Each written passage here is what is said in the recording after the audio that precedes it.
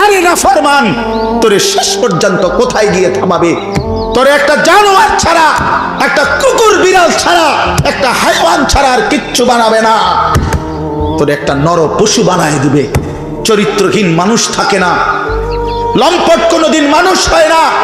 মদখোর, নেশাখোর, জুয়ারি, ফেন্সিখোর, বাবাখোর, ডাইলখোর, ইয়াবাখোর, ফুট্টাখোর, হারামখোর, ওই মানুষ থাকে না, ওই জানোয়ার হয়ে যায়। জানোয়ার, জানোয়ার হয়ে যায় বেটা, জানোয়ার হয়ে যায়।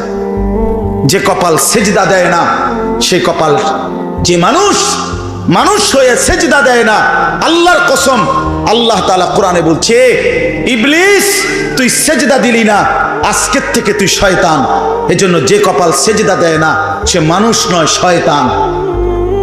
শয়তান বেটা, তুই বেটা শয়তান, শয়তান, এটা শয়তান। এর আগে কোনোদিন ইবলিসকে শয়তান বলতো? কোন দিন থেকে বলছে? যেদিন থেকে সে সেজদা দেয় না। কথা বলেন না কেন? ইবলিসের আগে কি শয়তান আছিল? সেজদা যেদিন দিল না সেদিন থেকে মালিক বলল, আজকের থেকে তুই শয়তান। ইবলিস যেদিন সেজদা দিল না সেদিন আল্লাহ বলল, ফখরুজ ফাইন্নাকা রাজিম, বের হ, আজকের থেকে তুই রাজিম, অভিশপ্ত, মালউন, অভিশপ্ত, রাজিম।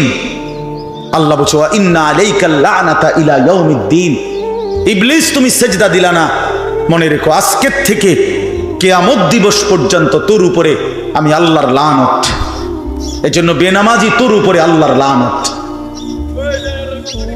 তোর উপরে আল্লাহর লানত, তোর উপরে খোদার গজব।